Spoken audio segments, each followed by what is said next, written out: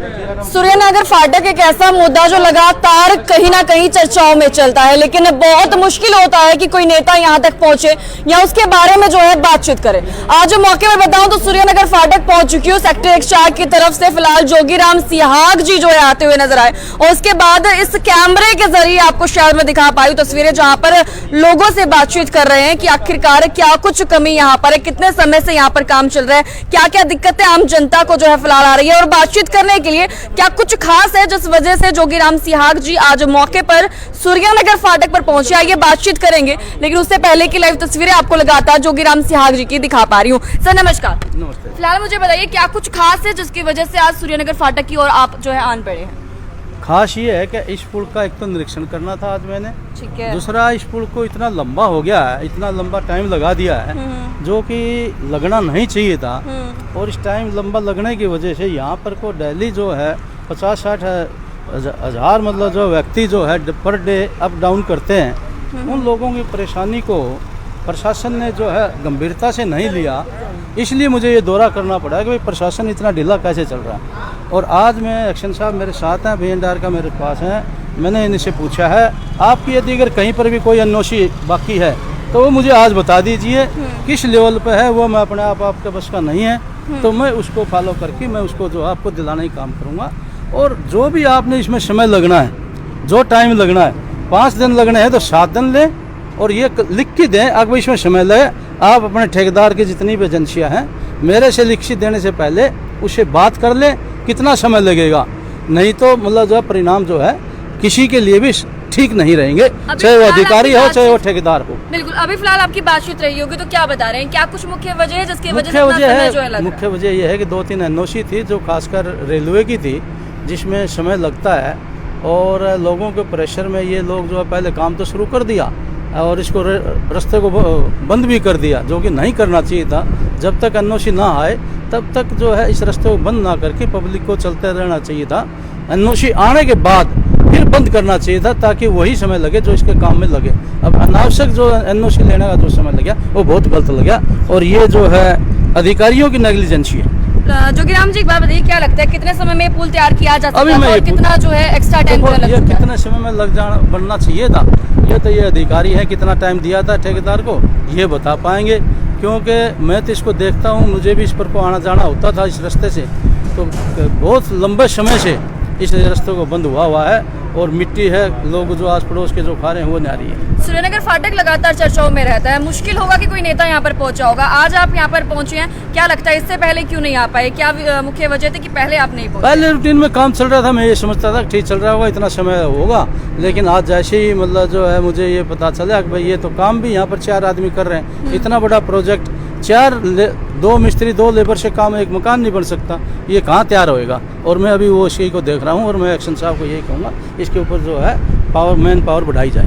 वहीं अगर बात करूँ चुनावी दंगल शुरू हो चुका है और उसी बीच काफी सारे नेता जो प्रत्याशी खड़े हुए हैं वो पहुंचने का जरूर काम कर रहे हैं, और वो कहते हैं कि सूर्यनगर फाटक जून तक जो है तैयार कर दिया जाएगा। क्या लगता है आपको? ये तो चुनाव लड़ने वाले और जो प्रतिनिधि है, चाहे वो छोटा चाहे बड़ा, उसका फर्ज बनता है वो है कि जो है अपने इलाके में जो विकास के कार्यों में जो रुकावट है उनको दूर करवाने का काम करें। चलिए आपकी बात कर लेते हैं। जोगीराम जी क्या लगता है कि राजनीतिक मुद्दे के हिसाब से आप यहाँ पर पहुंचे हैं, आम जनता की आवाज उठाने के लिए ही मुख्य रूप से आप यहाँ पर पहुंचे हैं? देखो, मेरा फर्ज बनता है, मैं अपनी ड्यूटी निभाने के लिए यहाँ पर आया हूँ, क्योंकि ये इलाका मेरा पड़ता है, एक साइड मेरा इलाका पड़ता है, एक साइड शहर का इलाका पड़ता है, तो शहर की जनता भी मेरी है, इसलिए मेरा फर्ज बनता है कि जो इनको तकलीफ है उसमें मैं इनकी तकलीफ में शरीक जरूर हूँ। चर्चा में सूर्यनगर फाटक तो रहता है, लेकिन जोगीराम जी भी रहते हैं, और उससे चर्चाओं में कुछ इस तरीके का रहता है कि जोगीराम जी पहले बीजेपी में थे, उसके बाद जेजेपी में आए, वहां से उन्हें जो है टिकट मिलती है, उसके बाद अब दोबारा जो है बीजेपी का साथ दे रहे हैं। क्या ये सारी बातें जो चल रही है उसको लेकर आप किस नजरिए से देखें? ऐसे चर्चा में रहने का कारण तो ये है कि लोगों ने एक जिम्मेवारी दी हुई है, मैं अपनी तरफ से निभाने की पूरी कोशिश करता हूँ, कहीं नहीं निभा पाता हूँ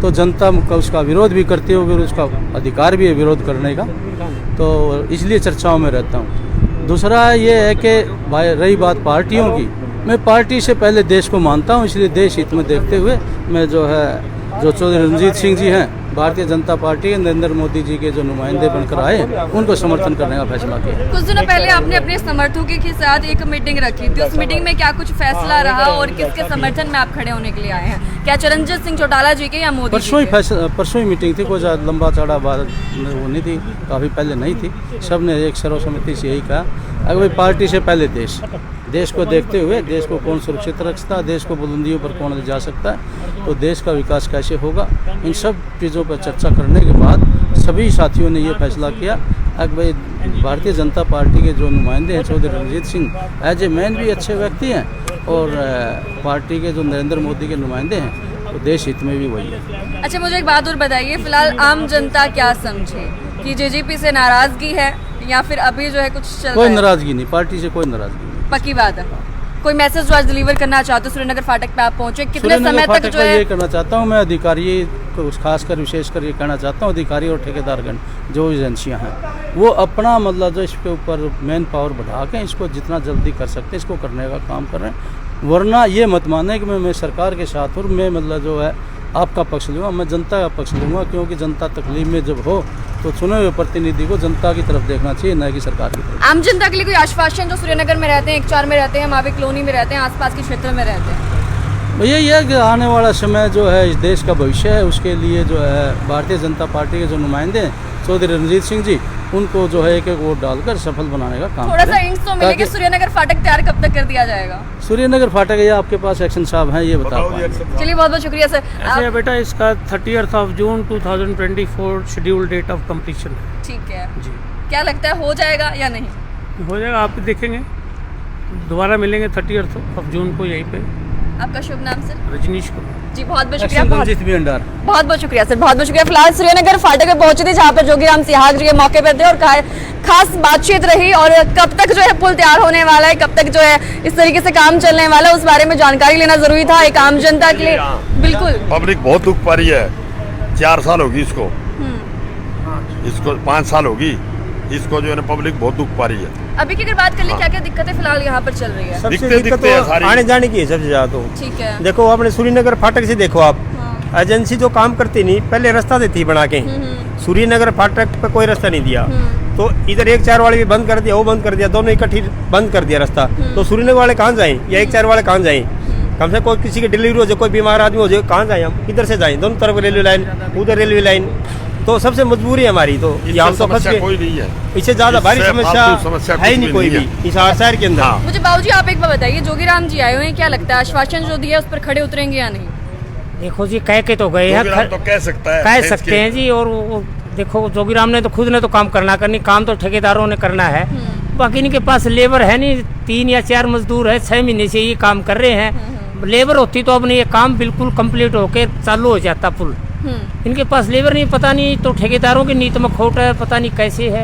अच्छा, आप कहाँ के रहने वाले? मैं ये सूरजमल इंक्लेव सेक्टर 5। ठीक है, तो यहाँ पर क्या कोई जानकारी है कि अभी तक कौन कौन से अधिकारी पहुँचा है, कौन से नेता साहब यहाँ पर पहुँचे? अभी आज जोगीराम सिहाग जी आए हैं और क्या नाम है एक एक्शन साहब आए हैं, बाकी पब्लिक इकट्ठी हो रही थी। इससे पहले कभी कोई आया है? नहीं, इसके 2-4 बार ये सूर्यनगर के महावीर कॉलोनी के ये सेक्टर वाले इकट्ठे हुए, पर कोई सुनाई नहीं करता। बस ऐसा ही कोई नहीं, अधिकारियों पे या कोई ठेकेदारों पे, इन पर कान पर जू ही नहीं रिंगती।